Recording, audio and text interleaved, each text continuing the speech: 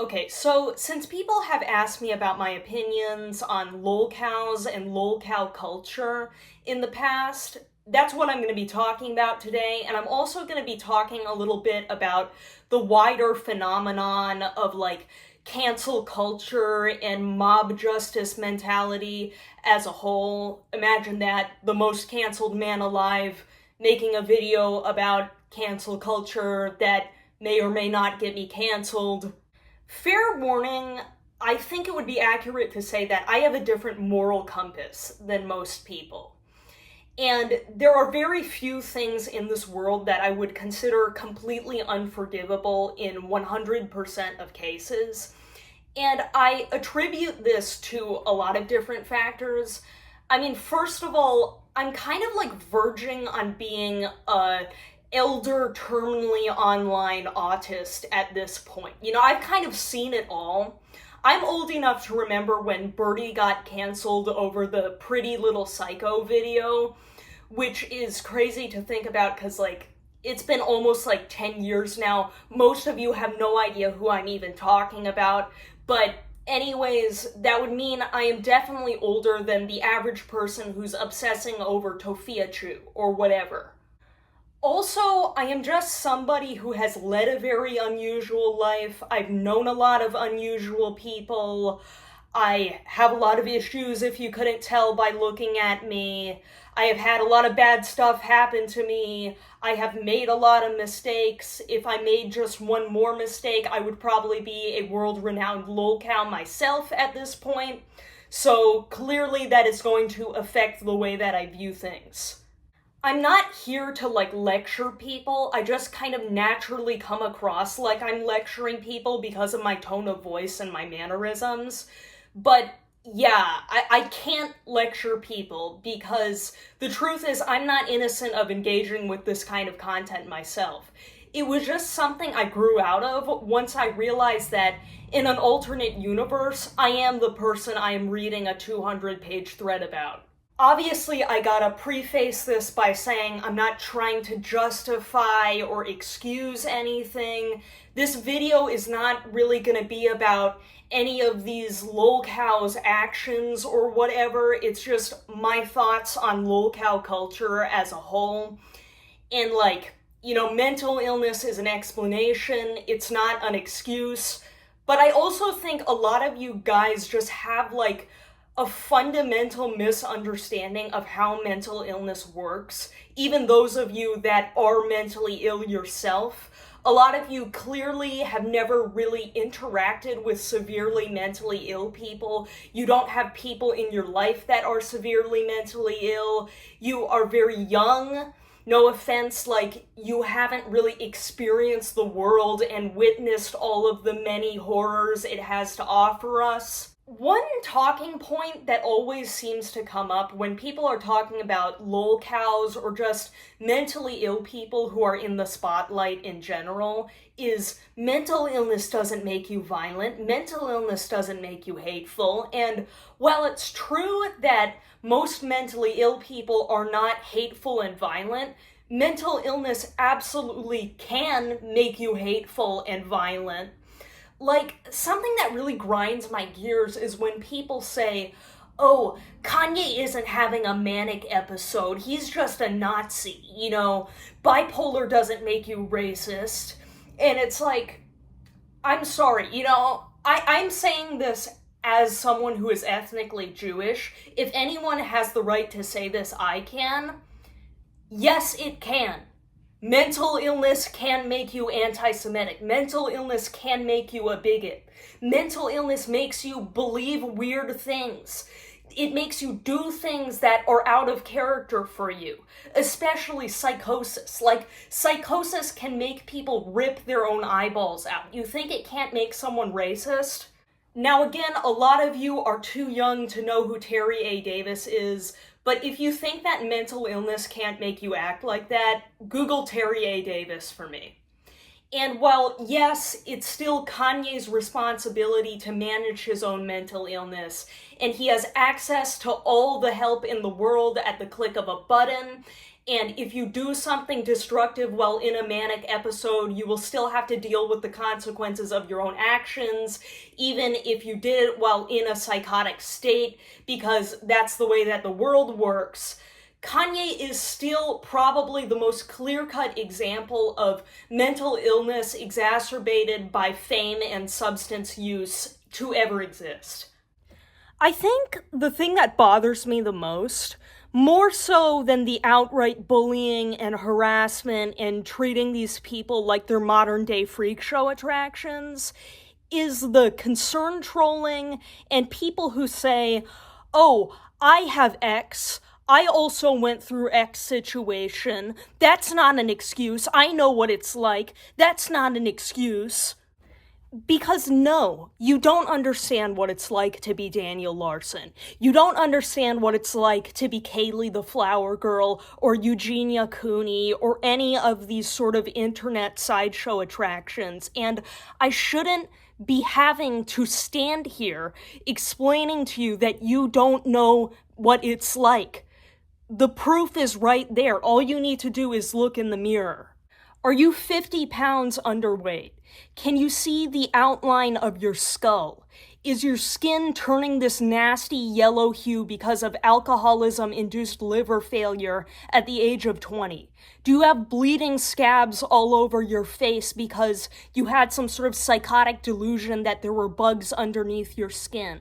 Is your hair filthy and matted? Is there this layer of grime covering your entire body? No, because you don't understand what it's like. You're allowed to hate these people. You're allowed to feel whatever you want to feel. But please stop acting like because you experience this one particular manifestation of this one particular struggle, you now understand every facet of this stranger's life who has had a completely different upbringing than you and is in a completely different situation than you, which you can't even fathom. A while ago, I saw this video on Instagram Reels of this young girl, this young autistic girl, screaming and having a meltdown, obviously because she had been provoked and she was screaming, "Leave me alone, I'm autistic, blah, blah, blah, blah, blah." And the comments were full of people saying, "I have autism and I don't act like this." Well, first of all, I don't believe you. Because most people with autism, myself included, were heavily bullied as children and have been in a situation like that at one point. Second of all, even if I were to take these people at their word and believe, okay, maybe this person really does have autism, it's called the autism spectrum for a reason. You know, I've met autistic people who were incredibly successful and well-liked, and you wouldn't be able to guess that they had autism in a million years, and autistic people who could literally do nothing except rock back and forth in a chair all day silently. If your autism does not render you friendless, kissless, jobless, and homeless, you don't understand what it's like to be someone like World of T-Shirts or Daniel Larson. And the same thing goes for other disorders. Like, other people having a more severe version of the same disorder doesn't invalidate your own mental illness, but that doesn't mean that you understand what it's like. If everybody who had ever struggled with disordered eating was able to understand what Eugenia Cooney is going through, then 90% of the female population would be able to understand what Eugenia Cooney is going through. And I'm sorry, but no, you can't. I mean, this woman has been struggling with severe anorexia for decades, probably since even before she was a preteen. Her brain is rotting. When your body has no more fat to lose, it starts cannibalizing itself. I guarantee you that if she got an MRI scan, her brain would look like the brain of an 80-year-old dementia patient. And you guys are seriously expecting this woman to form a coherent, well-thought-out political opinion when she can't even string together a sentence. And you know what's another thing that bothers me?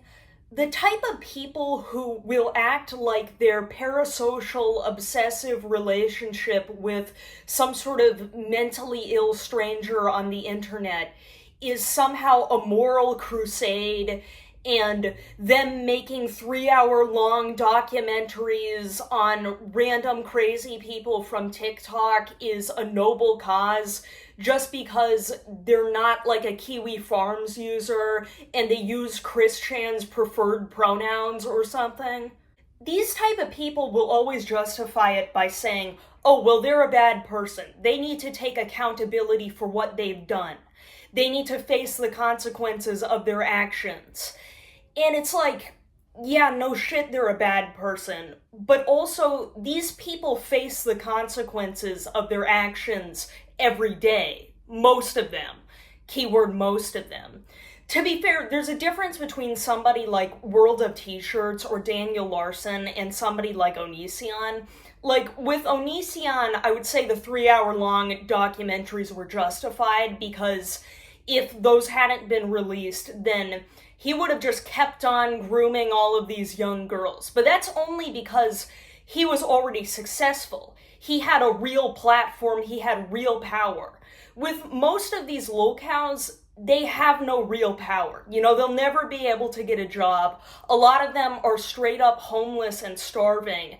And I'm not saying you can't be homeless and starving and also be a bad person, but like, harassment from millions of internet strangers is not going to magically transform them into a good person if jail couldn't transform them into a good person.